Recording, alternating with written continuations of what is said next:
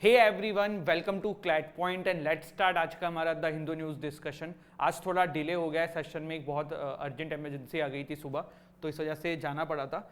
चलिए अब मैं आ चुका हूँ स्टूडियो में एंड हमारे क्लास को आगे बढ़ाते हैं। अगर आप लोग क्लैट 2024 की तैयारी कर रहे हैं एंड आपको कोई एक्चुअल में कोई कोर्स ढूंढ रहे हैं जो आपके लिए अफोर्डेबल भी हो एंड बेस्ट क्वालिटी कंटेंट हो, तो this is the solution. CLAT UG 2024 के लिए हमारा एवेंजर बैच शुरू हो चुका है। It will cost you 21,999। इसमें 7 बुक्स आपके घर पे आएंगी, लाइव क्लासेस हैं, रिकॉर्डेड क्लासेस आपको मिलेंगी, मॉक टेस्ट है, पर्सनल मेंटरशिप है, और क्या चाहिए। अगर आप क्लैट 2025 की तैयारी कर रहे हो then you can join our Vijeta batch, जिसका कॉस्ट है 32,999 फॉर 2 ईयर्स। बिल्कुल सही, 2 साल के लिए, और यही सारी फीचर्स यहाँ भी मिलेंगे। अगर आप सिर्फ बुक्स एंड मॉक्स चाहते हो, आप हमारा मैजिक बॉक्स मंगा सकते हो। क्लैट पॉइंट के और भी वर्टिकल्स हैं, CLAT PG, NLSAT, law optional, judiciary, इसकी डिटेल भी आप हमारे ऐप पे चेक कर सकते हो। हर कोर्स का 3 से 4 डेमो क्लासेस हर कोर्स के अंदर मिलेंगी, जाओ देखो।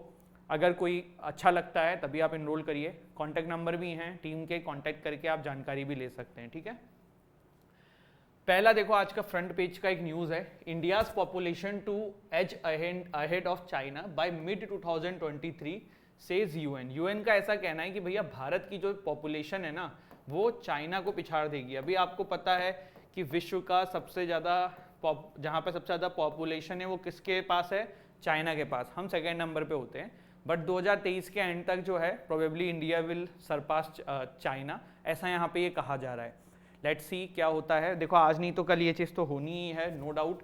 इसके चलते हुए 2 चाइल्ड पॉलिसी एंड बहुत सारे कॉन्सेप्ट्स जो हैं वो रहते हैं चर्चा में कि ले आना चाहिए या नहीं लाना चाहिए, तो वो वाली बात है। और एक और चीज़ है यार, आप लोगों ने सेम सेक्स मैरिज के ऊपर बहुत अच्छे अपने अपने विचार रखे, हर किसी के विचार मैंने पढ़े, और इस तरीके से आप एक्सप्रेस करते हो तो लगता है कि हाँ यार ये लॉ एस्पिरेंट्स हैं, ये लॉ स्टूडेंट्स हैं जो लॉ की तैयारी कर रहे हैं। लॉ मतलब जो भी रीजनिंग्स दी थी, बैकिंग दी थी ना, मतलब एक इंटेलेक्चुअल लीगल बंदे के तरह दी थी, तो अच्छा लगा मुझे। मैंने सारे आपके जो कमेंट्स थे वो पढ़े थे।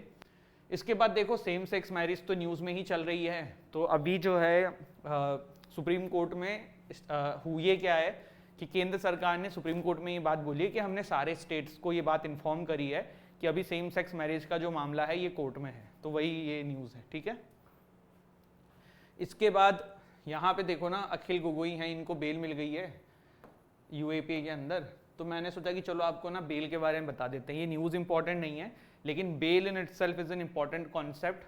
तो हमारे देश के अंदर बेल के टाइप्स कितने होते हैं, देखो मतलब हमारे देश में अगर किसी को बेल चाहिए तो क्या क्या बेल के टाइप्स हैं जो वो बंदा सीख कर सकता है। सबसे पहला है रेगुलर बेल, दूसरा है इंटरिम बेल, और तीसरा है एंटिसिपेटरी बेल। ये सब देखो इंपॉर्टेंट कॉन्सेप्ट हैं, एग्जाम में काफ़ी सारे बार आ जाते हैं, आपको पता होना चाहिए। रेगुलर बेल का बेसिकली मतलब क्या है, इसके अंदर a person who is already under arrest and kept in police custody, वो बेल की सीकिंग करता है, वो बेल चाहता है, तो सेक्शन 437 एंड 439 ऑफ सीआरपीसी के अंदर वो एप्लीकेशन फाइल करता है। इसको बोलते हैं क्या? Regular bell. जैसे कोई बंदा जेल में है, उसके बाद वो जो बेल के लिए सीक करेगा उसे रेगुलर बेल कहते हैं। फिर एक कॉन्सेप्ट होता है इंटरिम बेल। इंटरिम बेल का बेसिकली मतलब ये कि देखो आपकी जो रेगुलर बेल की केस है वो ऑलरेडी पेंडिंग है, एप्लीकेशन पेंडिंग है कोर्ट के अंदर। अब उसके, क्योंकि उसमें टाइम लगेगा उस पूरे मैटर को, तो कुछ समय के लिए आपको इंटरिम कॉन्सेप्ट्स पे, ये मतलब कुछ समय के लिए, जब तक वो केस फाइनल नहीं हो जाए, बेल आपको मिलेगी नहीं मिलेगी, तो इंटरिम बेल मिल जाती है। तो ये कॉन्सेप्ट है इंटरिम बेल। मतलब जब आपका बेल वाला मामला जो है वो पेंडिंग है, तो उस समय आप जो है ये वाला मामला जब पेंडिंग है तो आप इंटरिम बेल ले सकते हो। अब एक नया कॉन्सेप्ट आया है, वो है एंटिसिपेटरी बेल। एंटिसिपेटरी बेल क्या होता है? पहले देखो, इसको पढ़ने से पहले ना हम सिंपल ही समझ लेते हैं। एंटिसिपेट करना क्या होता है? एंटिसिपेट करना क्या? अनुमान लगाना, यही होता है ना। तो भगवान ना करे मैं ये एंटिसिपेट कर लूं कि आज शाम को जो है या कल सुबह जो है मेरे ऊपर वो फला बंदा जो है वो केस फाइल करेगा, एफआईआर करेगा और मैं अरेस्ट हो सकता हूं। तो मैंने अभी एंटिसिपेट किया है कि कल मेरे ऊपर केस हो सकता है, तो मैं क्या कर सकता हूं?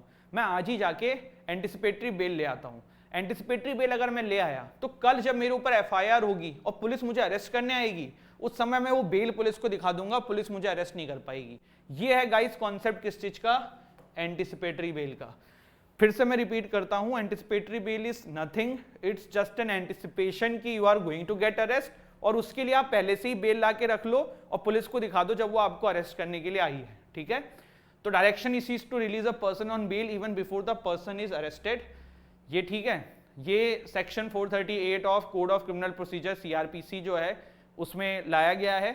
It can only be issued by session court and high court. देखो एक चीज ये है कि एंटिसिपेटरी बेल पे ना इटसेल्फ पे काफी सारे क्वेश्चन आ जाते हैं कि इसमें से एंटिसिपेटरी बेल के बारे में कौन सा कथन सही है, कौन सा स्टेटमेंट करेक्ट है, कौन सा स्टेटमेंट करेक्ट नहीं है। तो ये चीजें जो है ना बेसिक ये आपको पता होनी चाहिए, बहुत इंपॉर्टेंट हो जाती हैं। सीआरपीसी में 1973 में इसको लाया गया था, पहले से सीआरपीसी में नहीं थी। 41th लॉ कमीशन की रिपोर्ट 1969 में आई थी, वहां पे इस कॉन्सेप्ट के बारे में कहा गया था। एंटिसिपेटरी बेल जो है ना आपकी, ये जो गाइज है ये पहले हमारे देश में सीआरपीसी के अंदर नहीं थी। It was added in 1973। 41th law commission ने सजेशन दिया था 1969 में कि इसको ले आओ, तब एंटिसिपेटरी बेल ये कॉन्सेप्ट को ऐड किया गया था सीआरपीसी में। आई होप अभी आप गलत नहीं करेंगे इसे, ठीक है। चलिए यहां पे देखो एंटिसिपेटरी बेल को लेके ना कुछ कोर्ट में केसेस भी हैं, जैसे कि SS Mhatre versus state of Maharashtra and others, 2010 का ये केस है। इसमें क्या कहा था देख लेते हैं। इसमें सुप्रीम कोर्ट ने ये कहा था कि duration of an order granting anticipatory bail could not be curtailed. मतलब देखो क्या है, जैसे कि मैंने आपसे बोला कि मेरे ऊपर एक एफआईआर हो सकती है कल और मैं अरेस्ट हो सकता हूं, तो ये टाइम पीरियड एंटिसिपेट करने का कितना हो सकता है, क्या पता 1 महीने बाद मेरे ऊपर एफआईआर होने वाली हो, क्या 2 महीने बाद होने वाली हो। तो पहले क्या होता था ना, पहले कोर्ट जब ज्यादा लंबे समय का समय होता था, जैसे मान लो मुझे पता है कि आज से 20 दिन बाद मेरे ऊपर एफआईआर हो सकती है, 20 दिन के अंदर हो सकती है, 1 महीने के अंदर हो सकती है, तो मैं आज एंटिसिपेटरी बेल सीक कर रहा हूं। तो पहले जब लोग ऐसे सीक करते थे ना इतने लंबे समय के लिए, तो उनकी बेल खारिज कर दी जाती थी, एंटिसिपेटरी बेल की डिमांड खारिज कर दी जाती थी। बट अब ऐसा नहीं है, कोर्ट के काफी सारे इस पे वर्डिक्ट्स आ चुके हैं, जैसे कि Prithviraj Chauhan versus union of India, इसमें भी ये कहा, इसमें तो कुछ और कहा गया था। SS Mhatre versus state of Maharashtra में ये कहा गया था, और सुशील अग्रवाल 2020 का रिसेंट वर्डिक्ट है, इसमें भी ये कहा गया था कि सीआरपीसी के अंदर ऐसा कुछ भी नहीं है जो एंटिसिपेटरी बेल को टाइम बाउंड कर दे। टाइम बाउंड मतलब कि इतने समय तक ही, जैसे आज मैंने एंटिसिपेटरी बेल ले ली, तो ये कोई टाइम बाउंड का कॉन्सेप्ट नहीं है कि 15 दिन ही चलेगा, 7 दिन ही चलेगा। तो वो उस केस में कहा था, सुशील वाले केस में। यहां पे इस केस में क्या कहा था, Prithviraj Chauhan versus union of India, इसमें ये कहा था कि ये जो एंटिसिपेटरी बेल का कॉन्सेप्ट है ना, ये schedule caste and schedule tribe prevention of atrocities act के तहत अगर कोई मामला आएगा तो उसके ऊपर नहीं लगेगा। समझ में आई बात? अगर ये मामला SC/ST एक्ट के अंदर किसी के ऊपर एफआईआर होने वाली है, तब वो एंटिसिपेटरी बेल के कॉन्सेप्ट से बचने की कोशिश ना करे, क्योंकि इस केस के अंदर कहा गया है कि उसको एंटिसिपेटरी बेल प्रोविजंस नहीं एप्लीकेबल होंगे। क्लियर हुआ? बहुत अच्छी बात है। फिर देखो अभी न्यूज में क्या चल रहा है। न्यूज में चल रहा है कि कुछ दिन पहले अमित शाह जी चेयर करने वाले थे SCO की मीटिंग। कुछ दिन पहले की क्या, ये कल की बात है यार, मैं भी कभी कभी ज्यादा बोल देता हूँ। Amit Shah will chair an important meeting of SCO member today. तो प्रोबेबली आज या कल की बात है, ये आज ही की बात है, आई थिंक ये आज ही की बात है, ठीक है। तो SCO के बारे में थोड़ा सा जान लेते हैं, है ना, फिर हम आएंगे थोड़ी सी कहानी के ऊपर। इसको ना यूरेशियन इकोनॉमिक यूनियन बोलते हैं। SCO को क्या बोलते हैं? Eurasian economic union. तो यूरेशियन से क्या समझते हो आप? Europe plus Asia is equal to Eurasia, ठीक है। इसमें देखो आप ये देख सकते हो कि मोस्टली ये सारी कंट्रीज जो है ना वो इन्वॉल्व है, ठीक है। चलो, व्हाट इज SCO? SCO की फुल फॉर्म है Shanghai cooperation organisation, permanent intergovernmental international organisation है, Eurasian political economic and military organisation है। देखो ऐसे क्वेश्चन आ सकते हैं कि SCOs में से क्या नहीं है, पॉलिटिकल, इकोनॉमिकल, मिलिट्री, तो इन्होंने तो तीनों बोला है। एमिंग टू मेंटेन, एम क्या है? Peace, security and stability in the region, ठीक है भाई, बहुत अच्छी बात है। It was created in 2001। कब क्रिएट हुई थी ये? 2001 के अंदर। SCO का चार्टर जो है वो साइन हुआ था 2002 में and entered into force in 2003।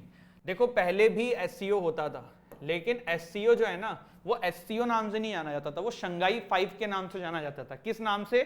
Shanghai 5। बाद में ये शंघाई 5 जो है ये SCO बना था। शंघाई 5 जो है 1996 में बना था। इसके मेंबर्स कौन कौन से थे? चाइना, एक सेकंड, हाँ ये रहा, Kazakhstan, China, Kyrgyzstan, Russia and Tajikistan. ये 5 बंदे जो है ना पहले शंघाई 5 बनाए हुए थे, फिर इसमें उज्बेकिस्तान जुड़ा।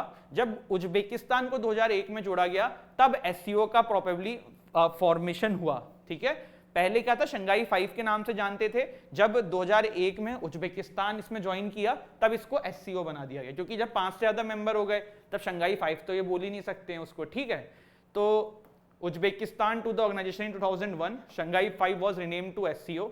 भारत और पाकिस्तान इसमें ना 2017 में जुड़े थे।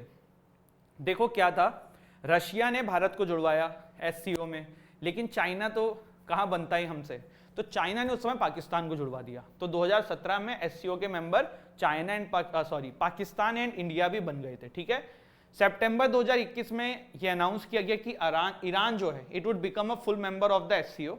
देखो प्रोसेस लास्ट टाइम जो मैंने पढ़ी थी कि पूरी हो ही चुकी थी, ईरान एंड बेलारूस दोनों की। एक बार चेक कर लेना कि अभी ये प्रोसेस कंप्लीट हो गई है कि नहीं हुई है। ईरान की तो आई थिंक 100% हो चुकी है, बेलारूस की नहीं हुई है। ये पता होना चाहिए क्योंकि ऐसे एग्जाम में आ जाता है एससीओ में लास्ट कंट्री ऐड होने वाली कौन सी है। तो ये एक बार इसको रीड करना, कोई दिक्कत आती तो बताना, मैं आज इस पर थोड़ा सा रिसर्च करूंगा फिर बताऊंगा कि ईरान एंड बेलारूस का जो जोड़ने का प्रोसेस था वो अभी कंप्लीट हुआ नहीं हुआ। कमेंट सेक्शन में मुझे सब लोग बताना। ठीक है, तो यही फिर रिसेंट कंट्रीज हो जाएंगी इसमें जुड़ने वाली। अब थोड़ा सा और देख लेते हैं आज की डेट में इसके टोटल मेंबर्स कौन कौन से हैं। तो Kazakhstan, China, Kyrgyzstan, Russia, Tajikistan, Uzbekistan, India, Pakistan and Iran.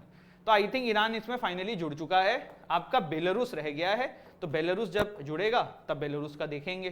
ठीक है, चलिए स्ट्रक्चर क्या है, तो 3 स्ट्रक्चर हैं इसके, बेसिकली 4 हैं। पहला है हेड ऑफ स्टेट काउंसिल, दूसरा है हेड ऑफ गवर्नमेंट काउंसिल, तीसरा है council of minister of foreign affairs और चौथा है रेड्स। ये चारों इंपॉर्टेंट हैं, ये पूछा जा सकता है। देखो एससीओ में ये जो स्ट्रक्चर है ना, इस पे मैंने बहुत बार अलग अलग एग्जाम्स में क्वेश्चन देखे हुए हैं, और अगर एससीओ फंसेगा तो उसमें डायरेक्ट क्वेश्चन ये नहीं आएगा कि एससीओ हेडक्वार्टर कहाँ है, ये कहाँ है। क्लैड अब ऐसे क्वेश्चन नहीं पूछता, अब ऐसे पूछेगा। तो देखो सबसे पहले हेड ऑफ स्टेट काउंसिल मतलब जो सुप्रीम लीडर्स होंगे स्टेट के वो मीट करते हैं। गवर्नमेंट काउंसिल का भी इस तरीके से हो गया। मिनिस्टर ऑफ फॉरेन अफेयर्स जो मिलती है उनकी काउंसिल हो गई। रेड्स पे बहुत क्वेश्चन आता है, regional anti terrorist structure. RATS किसका पार्ट है, डब्ल्यूटीओ का, G20 का, G8 का, एससीओ का। रेड्स का काम क्या है कि जाए टेररिज्म वाला जो मैटर होता है ना एससीओ के अंदर, वो रेड्स देखता है। ठीक है, तो उसी का नाम है रीजनल एंटी टेररिस्ट स्ट्रक्चर। अब देखो एक स्टूडेंट गलती करते हैं, क्योंकि नाम है शंघाई कोऑपरेशन ऑर्गेनाइजेशन, तो स्टूडेंट्स ये फील करते हैं कि भाई इसका हेडक्वार्टर जो है ना वो शंघाई में है, लेकिन ऐसा नहीं है। एससीओ का सेक्रेटरीट जो है ना इट्स इन बीजिंग। कहाँ है, बीजिंग। ऑफिशियल लैंग्वेज जो है ना रशिया एंड चाइनीज है। ठीक है, ये सब इंपॉर्टेंट है, ध्यान रखना। अब आज का जो फॉरेन पेज है देख लेते हैं। ठीक है, तो आज के फॉरेन पेज में सबसे पहली तो एक न्यूज है, Macron booed by angry France after signing pension reform. देखो फ्रांस में पेंशन रिफॉर्म्स आ रहे थे, मैंने पूरा डिटेल में आपको समझाया हुआ है 8-10 दिन 15 दिन पहले आई थिंक। हुआ क्या था, थोड़ा सा जल्दी से देख लेते हैं। इन्होंने एज बढ़ा दी थी रिटायरमेंट वाली, जिससे कि लोगों को ज़्यादा काम करना पड़ेगा और जो यंग ब्लड है उनको और वेट करना होगा गवर्नमेंट जॉब्स के लिए। तो इस चक्कर में यहाँ पे बहुत मामला हो रहा है। डिटेल में पूरा आर्टिकल हमने डिस्कस किया हुआ है, तो वो अपने को देखने की जरूरत नहीं है इसको वापस से। ठीक है, फिर यहाँ पे देखिए एक फॉक्स न्यूज़ वाला है, यहाँ पे है कि conservationist in Sri Lanka slam plan to export monkeys to China. ये क्या है, देखो मंकी जो है ना फसल खराब कर रहे हैं, तो ये कह रहे हैं कि भाई इनको चाइना में भेज दो। लेकिन फिर कुछ लोग ये कह रहे हैं कि चाइना में कुछ नहीं होगा, लेबोरेटरी में इनको टेस्ट करेंगे, मत भेजो। तो वो न्यूज़ है छोटी मोटी, देख लेना चाहो तो। बाकी यही था आज का सेशन, आई होप आपने अच्छे से देखा हो। आज हमने इसमें जो कुछ इंपॉर्टेंट आर्टिकल्स देखे वो कौन कौन से देखे, एक तो एससीओ वाला देखा है। ठीक है, एससीओ को पूरा डिटेल में समझने की कोशिश करी है। टाइप्स ऑफ बेल को हमने पूरा समझने की कोशिश करी है। तो आई होप आपको अच्छा लगा हो। Don't forget to like share subscribe the channel. जय हिंद, जय भारत।